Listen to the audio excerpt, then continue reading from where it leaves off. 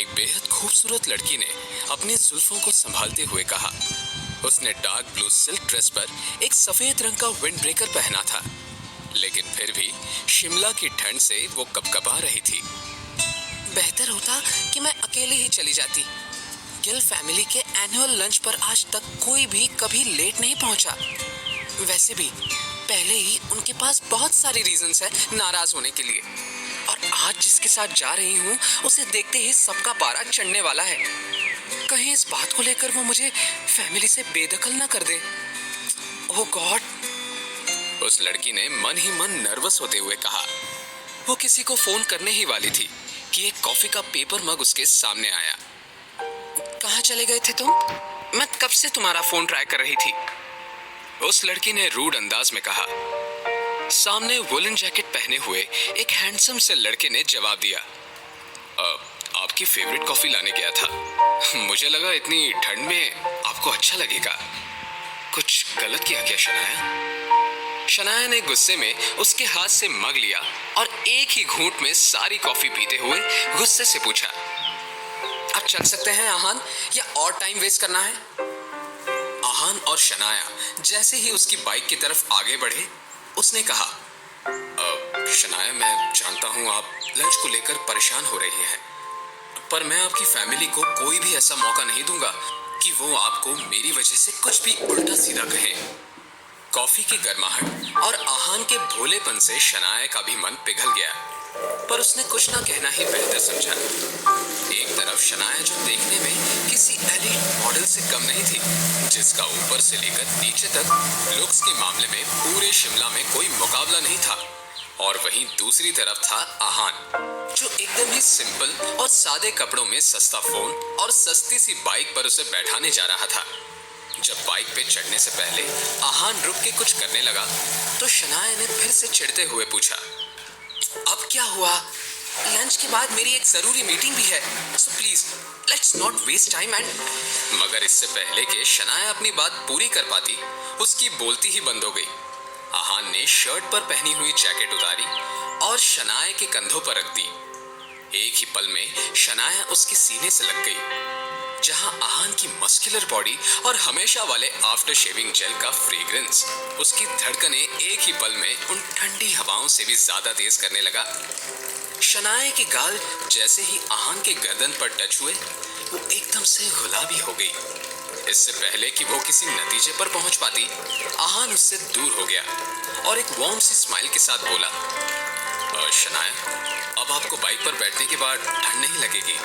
चलिए, मैं इस बात का ध्यान रखूंगा कि आपको लंच और मीटिंग में देरी ना हो। शिमला में जगह जगह दिख रही टूरिस्ट की भीड़ को देखते हुए बाइक पर बैठे शनाया का हाथ कब आहान की पीठ पर ठहर गया, वो समझ ही नहीं पाई। थोड़ी ही देर में वो लोग एक 5 स्टार होटल के सामने पहुंच गए। बाइक को रुककर थोड़ी देर हो गई, मगर शनाया वहीं बैठी हुई थी। वो एकटक बस अपने लेफ्ट हाथ की तीसरी उंगली में पहनी रिंग को देखे जा रही थी। आज पहली बार शनाया को ये रिंग खूबसूरत लग रही थी।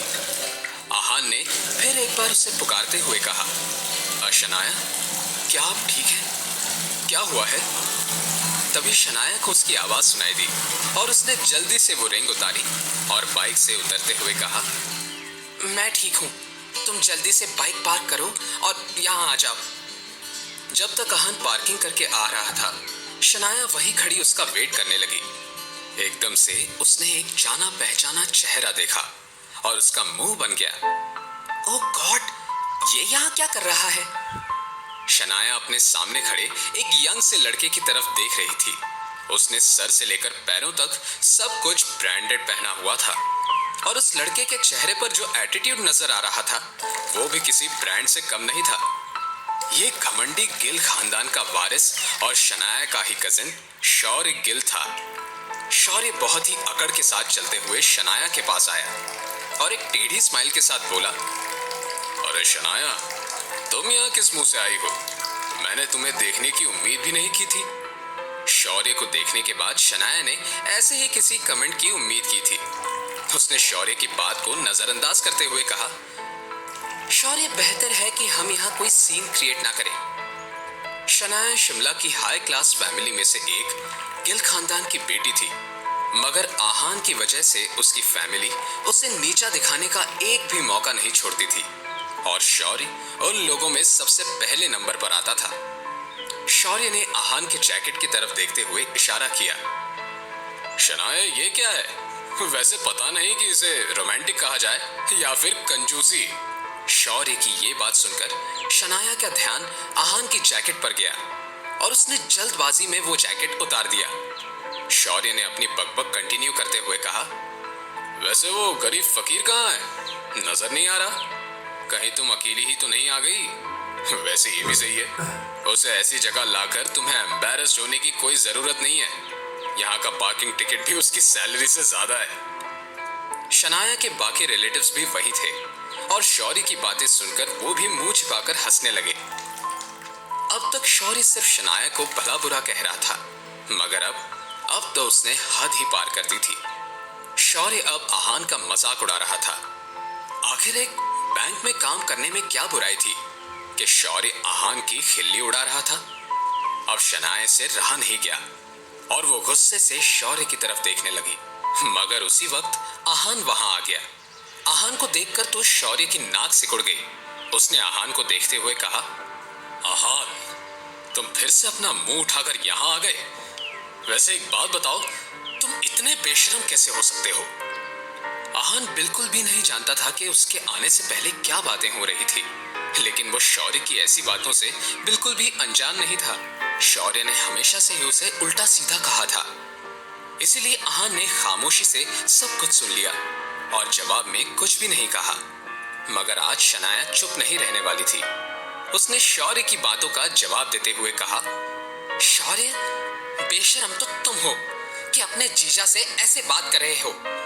आहान मेरा हस्बैंड है और अच्छा होगा कि तुम उससे इज्जत के साथ पेश आओ। जब आहान ने शनाया की कही बात सुनी तो वो दंग रह गया। उसके हैरानी का ठिकाना नहीं रहा। वो शनाया की तरफ देखते हुए मन ही मन में बोला, क्या मैं कोई सपना देख रहा हूँ? शनाया मेरी तरफदारी कर रही है। आज तक हर किसी ने मुझसे कहा कि मैं शनाया जैसी खूबसूरत और अमीर लड़की के लायक नहीं हूँ। अब तो मुझे इन तानों की आदत सी हो गई है, लेकिन शनाया, इन्हें अचानक आज क्या हो गया है? शनाया खुद भी नहीं जानती थी कि उसने एकदम से आहान को अपना हस्बैंड कहकर उसकी साइड क्यों ली, लेकिन शौर्य ने यह बात अपने दिल पर ले ली और गुस्सा करने के बजाय हंसने लगा। उसने हंसते हुए जोर से कहा, अच्छा शनाया, तो ये बताओ कि आज भी शादी के 3 सालों के बाद तुम अपने इस फकीर हस्बैंड के साथ ही एक बेडरूम में क्यों नहीं रहती हो? क्या आज तुम्हें याद आया है कि ये मिडिल क्लास लाइफ जीने वाला कंगाल आदमी तुम्हारा पति है? अगर शेखर अंकल ने इस घर जमाई को तुम्हारे लिए पसंद नहीं किया होता तो शायद तुम इसे कभी मुड़कर भी नहीं देखती। क्या मैं कुछ गलत कह रहा हूं? शौर्य की ये बात सुनकर शनाया की बोलती बंद हो गई। उसका और आहान का रिश्ता कैसा था, इस बात से शौर्य का कोई लेना देना नहीं था। वो ये सब कैसे कह सकता था? क्या ऐसे रिश्ते को शादी कहा जा सकता था? बाकी रिलेटिव्स को यह झगड़ा देखने में बड़ा मजा आ रहा था। वैसे तो पूरे गिल खानदान में हर किसी को आहान के होने से शर्म आती थी और शौर्य का ये खुलासा सुनने के बाद तो उन्हें नया गॉसिप मिल गया था। अब तो वो सब तरह तरह की बातें कर रहे थे। किसी को इस बात से कोई फर्क नहीं पड़ रहा था कि शनाया और आहान को कैसा लग रहा होगा। आहान ने शनाया की तरफ देखकर उससे कहा, शनाया, हमें चलना चाहिए, अंदर सब वेट कर रहे होंगे।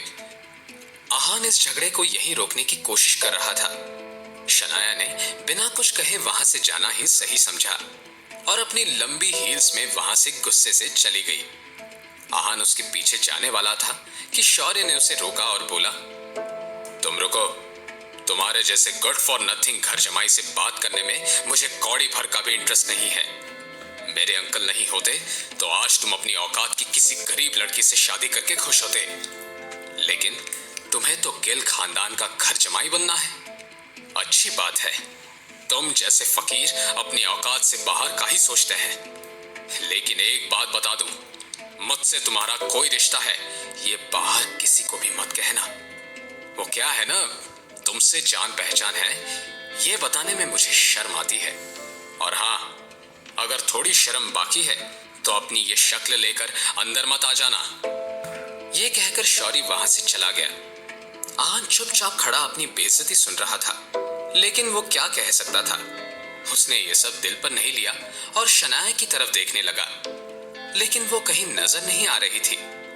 आहान भागकर आगे गया, लेकिन शनाया का कोई पता ही नहीं था। आहान ने एक